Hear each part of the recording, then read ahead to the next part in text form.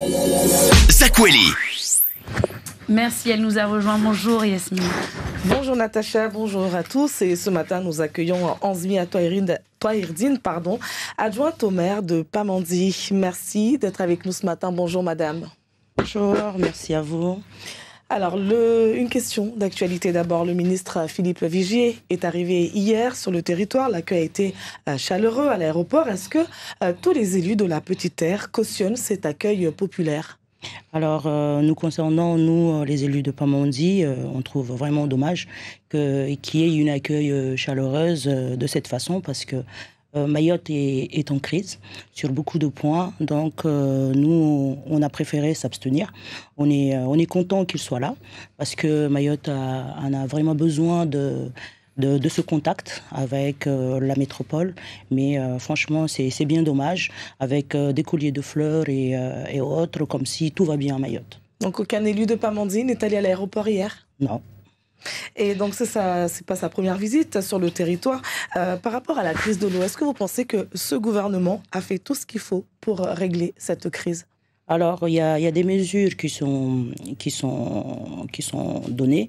Aujourd'hui, il faudrait aller encore plus de l'avant, mais il y a encore du travail à faire parce que je pense qu'on n'est pas encore bien servi. On nous donne des bouteilles d'eau, mais c'est pas suffisant. On a nos écoles qui sont en manque d'eau. On a tous ces problèmes, donc le nécessaire, c'est vrai, il y a un début de quelque chose, mais c'est pas assez encore. Alors venons-en à la raison de votre venue aujourd'hui dans le Zakweli. Cette guerre déclarée à Pamandzi, le conseil municipal est divisé. La semaine dernière, le maire nous a envoyé un communiqué dans lequel il dit être acculé par les élus de l'opposition, je mets bien ça entre guillemets, de l'opposition, qui votent contre toutes les délibérations du conseil municipal. Est-ce que ça sous-entend que Madi Madissouf est en train de jeter l'éponge ?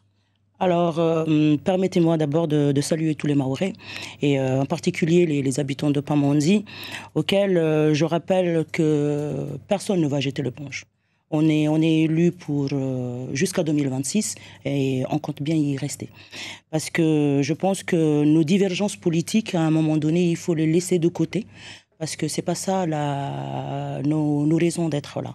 La population de Pamandzi attendait beaucoup d'actions, attendait beaucoup de résultats parce que au moment où on faisait la campagne, on disait aux Pamandiens que 12 ans sans rien, on allait faire le nécessaire. Aujourd'hui, on fait tout le contraire. Comme tu dis, la majorité entre guillemets qui est maintenant se croit... Non, j'ai dit l'opposition l'opposition. Lorsque le maire de Pamandzi, Madi Madissouf, parle de l'opposition, il s'agit quand même de la nouvelle majorité qui est composée de 24 conseillers municipaux. Madissouf, lui, a à ses côtés que 8 élus. Donc l'écart est assez conséquent. Ce n'est pas plutôt la majorité justement qui devrait vraiment porter la voix de la commune de Pamandzi aujourd'hui. Justement, cette opposition qui s'est créée nouvellement, la nouvelle majorité, vous voulez dire? Ouais, nous laisse bouche bée parce que aujourd'hui ils bloquent plusieurs projets auxquels ce sont des projets qui ont eu des financements, qui doivent juste être réalisés. Ils bloquent le maire juste parce que le maire, la délibération était lui donner l'accès à signer des documents qui, pour lancer des travaux commencer des travaux pour l'intercommunalité, construire le territoire de la Petite Terre. Et ils ont dit non, on ne vote pas. Donc lorsqu'on a 8 personnes qui, vous dites, 8 personnes qui sont proches de Madissouf et 24 autres qui disent non, il faut quand même nous écouter, prendre en considération nos décisions, nos idées, nos avis. Est-ce que ce n'est pas plutôt à la minorité du coup de Madi Madissouf de se plier quelque part et de laisser justement cette nouvelle majorité s'exprimer? Il faudrait savoir vraiment où est le problème. Parce que, comme je le disais, les divergences personnelles, pour des intérêts personnels, on n'est pas là. Aujourd'hui, ils sont en train de réclamer qu'on ne les écoute pas, mais sur quelles conditions? Aujourd'hui, on a des projets, un conseil municipal acquis, sur lequel c'est la 4e fois qu'on essaye de le maintenir, et venir sur des rapports qu'on a bien connaissance, On sait très bien que ce sont des rapports qui datent. Aujourd'hui, on vient bloquer. Pourquoi? Parce que je veux bien comprendre qu'il y a des choses auxquelles on n'est pas au courant, ou le maire prenne des décisions auxquelles on n'est pas au courant, mais on est au courant de tout. Pourtant, cette nouvelle majorité aussi dit que lorsque vous êtes en conseil municipal, on ne les considère absolument pas. Ils ont aussi des propositions, ils soumettent des points à l'ordre du jour qui ne sont pas du tout tenus en compte par votre équipe. Municipal, sachez madame qu'il y a toujours une réunion de majorité où tout le monde est invité, où au moment de cette réunion de majorité, tous les rapports sont présentés et les personnes qui vont les présenter dans le conseil municipal. Donc, ils sont au courant des rapports et aujourd'hui, ils ont jugé de tout bloquer par des intérêts personnels. Moi, donc, vous dites aujourd'hui que vous les écoutez? Ben oui, on les écoute. Vous prenez en compte les points qu'ils souhaitent mettre à l'ordre du jour, par exemple? Oui. Oui, à chaque fois qu'il y a une réunion de majorité, les points et même les divers qu'on a envie de discuter en conseil municipal, c'est bien discuté. Donc vous dites que cela bloque les projets de la commune, le développement du territoire. Est-ce que lorsqu'on a une majorité de personnes qui vous disent non, on est quand même une nouvelle majorité nous venons d'arriver, c'est à nous aussi d'avoir du poids. Ce n'est pas à vous, la nouvelle équipe qui est en minorité, de les lâcher un peu de l'Est? On parle de quelle nouvelle majorité? Des 24 élus. Au fait, au tout début de notre mandature, on avait 24 élus. 23 élus qui étaient là, qui siégeaient, et il n'y avait pas eu de problème. Mais ce sont des gens qui sont aujourd'hui sont réveillés parce que, soi-disant, ils n'ont pas eu des postes, parce qu'ils ne sont pas contents, parce que oui. Moi, ces divergences, moi, je veux bien les entendre. Mais au moment où il y a des rapports qui sont vraiment pour la construction de la petite aire, pour la construction d'une école, et qu'aujourd'hui on s'oppose en disant qu'on n'est pas au courant, franchement, moi je trouve ça dommage. Ce n'est pas plutôt, Madame Anzmia Toherdine, le comportement de votre équipe qui est à l'origine de toutes ces tensions? On parle d'élus harceleurs, menaçants, un maire trop souvent absent du territoire, toujours en voyage. Alors, question par question et par réponse. Aujourd'hui, il reproche que le maire, il est souvent en déplacement. C'est pour ça qu'il y a des adjoints.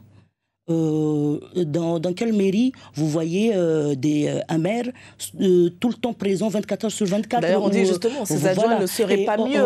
Aujourd'hui, on a un maire de Pamandzi, mais on a aussi un président des maires, avec tous les problèmes qu'il y a à Mayotte. Sa présence au niveau de l'Hexagone est importante aussi. C'est pour ça qu'il y a des adjoints.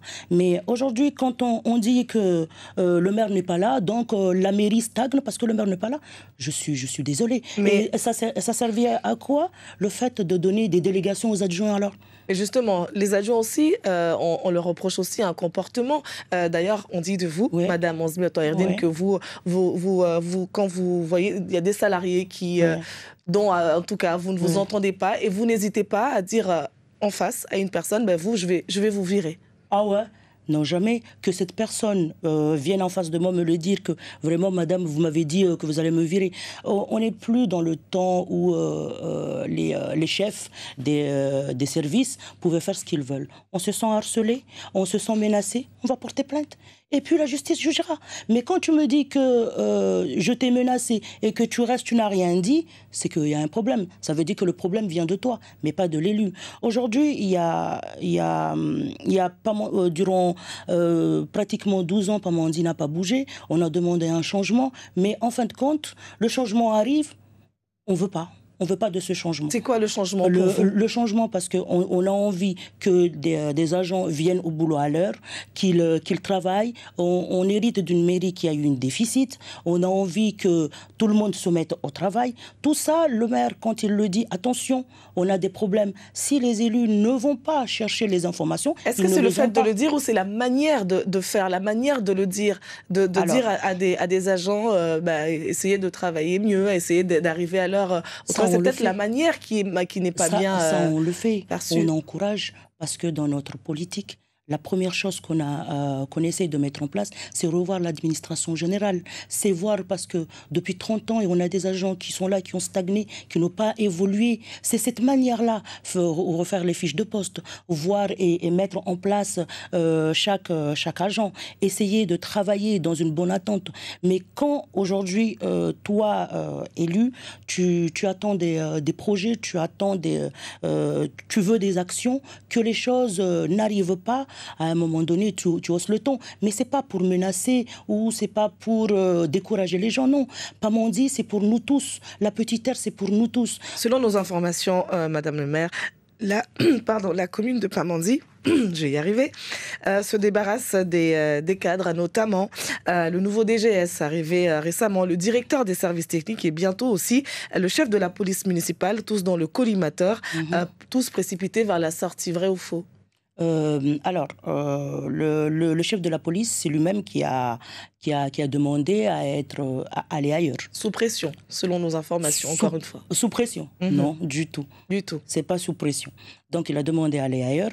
Aujourd'hui, on a recruté un DST, on a recruté un DGS et un chargé de mission parce que, comme vous le savez, on peut pas, une mairie ne peut pas fonctionner sans ce genre de cadre. Et est-ce qu'ils font l'affaire? Ils font l'affaire jusqu'à maintenant. D'accord, donc vous parlez des guéguerres. D'ailleurs, on sait qu'actuellement, les enfants finissent l'école à 10h à Pamandzi parce qu'elles ne sont pas raccordées au chemin de l'eau. Est-ce que cette guéguerre ne freine pas l'action de la commune en faveur de la population ? Non, ça n'a rien à voir. Ça n'a rien à voir. La crise de l'eau, on le vit tous très très mal. Et c'est pas que envers les écoles, mais même dans les autres administrations. Donc les cuves, on les a bien réceptionnées. Et là, ce qui nous met un peu en retard, c'est tout le raccordement, le matériel nécessaire pour faire le raccordement dans les écoles. Donc est-ce que vous êtes en mesure de dire aux parents de Pamandzi quand est-ce que leurs enfants pourront reprendre l'école normalement ? On espère franchement que d'ici la fin de la semaine prochaine, les choses rentreront dans l'ordre pour pouvoir aller dans... La semaine prochaine. Ouais. D'ailleurs, vous êtes chargé de la culture. Il y a des travaux à la JP, qui est quand même un lieu d'expression de la culture dans votre commune. Où est-ce que ça en est ? Alors, les travaux, on a eu la convention concernant la JP qui est signée récemment.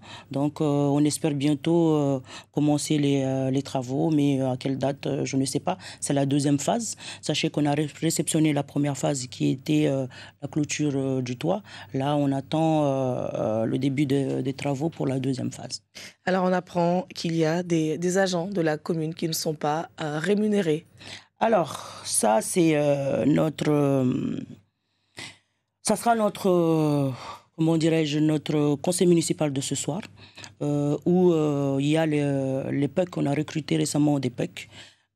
Donc, on va essayer, parce qu'ils ne sont pas payés, parce que la commune n'a pas pu délibérer dans ce sens. Parce que sachez que le conseil municipal qu'on a pu tenir la semaine dernière, c'est un conseil municipal qui date depuis le mois d'avril.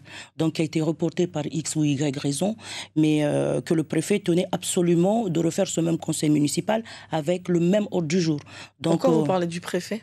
Parce que vous êtes sous tutelle ? Non, on n'est pas sur tutelle, mais quand le blocage a été fait, les frondeurs ont déposé une requête au niveau de l'administratif, du tribunal administratif, donc qui a été rejetée, je rappelle, mais le préfet a demandé au maire de maintenir ce conseil municipal avec le même ordre du jour. Donc on ne pouvait pas rajouter d'autres ordres du jour. Donc on est arrivé à un stade où il faut carrément l'intervention du préfet pour que les élus de Pamandzi tiennent un conseil municipal. Quand tu as du blocage en face, où tu vois qu'il y a un groupe de personnes qui se sont vraiment unis pour bloquer les projets de la municipalité, il faut passer par là. Parce que nous, on n'est pas là pour bloquer des projets ou pour bloquer Pamandzi. On est là justement pour faire avancer les choses. Si il faut passer par le préfet, on passera par le préfet. Mais on ne comprend pas aujourd'hui des sujets qui pour faire améliorer les conditions de vie des petits terriens ou pour construire des écoles, des élus le bloquent. Ça, on ne comprend pas. Ce samedi, l'abattoir votera un nouveau maire et ensuite viendra le moment d'élire un nouveau président de l'intercommunalité qui devra succéder à Saïd Omar Wali. La majorité reconstituée de Pamandzi a désigné un candidat qui est déjà contesté. Donc, est-ce que vous êtes en train de laisser quelque part la présidence revenir encore à l'abattoir ? Alors, moi, j'ai juste une question à poser à nos amis qui prétendent aujourd'hui avoir la présidence de l'intercommunalité, qui, à ce qu'il paraît, on veut la donner à Pamandzi. Aujourd'hui, moi, je me demande, ils vont travailler avec qui ? Parce que c'est quand même la nouvelle majorité, madame. Quand on regarde le blocage, parce qu'ils ne peuvent pas destituer le maire. Aujourd'hui, ils ont fait un blocage concernant des projets financés, je le rappelle bien, financer l'avenir de nos enfants. Et ils prétendent avoir un siège au niveau de l'intercommunalité. On va travailler comment ? Parce qu'aujourd'hui, cette même personne a aussi... comment dirais-je ? Cette même personne est aussi le vice-président de tout ce qui est projet en rue. Et il n'a pas hésité à bloquer le projet. À bloquer Pamandzi. C'était juste donner l'autorisation au maire. Une personne ne peut sans doute pas bloquer autant de projets, mais c'est un groupe de personnes. Ce n'est pas aussi à Madissouf, peut-être à vous, votre équipe, qui êtes justement en minorité. C'est ce que je reviens encore à ma question. Vous êtes 8, ils sont 24. Est-ce que ce n'est pas à vous aussi de peut-être vous remettre en question ? Et si vraiment vous voulez agir pour la population, vous savez, pour Pamandzi, et prendre du recul. Le maire les a convoqués un à un. Savoir pourquoi, du comment, ces agissements. Et pourtant, personne n'a été capable de dire le problème. Mais quand aujourd'hui j'entends par derrière, moi je reviendrai une fois si Onzimial n'est plus là. Au moment où une fois si un tel n'est plus là. Non, c'est pas le moment. C'est pas là le moment. Aujourd'hui, on nous demande de revenir travailler dans le calme pour les projets de Pamandzi. On refuse pour des intérêts personnels, je le rappelle. Ou d'autres sont déjà en campagne pour 2026. Ça franchement, c'est dommage. Le dernier mot de cet entretien. J'espère que ce soir, ils auront une conscience vraiment posée pour essayer de délibérer en faveur du CCAS parce que nos seigneurs, ils ont besoin du fonctionnement du CCAS et aussi par l'EPEC. Merci beaucoup, Onzimiat Tahirdine, d'avoir été l'invité de ce Zakweli.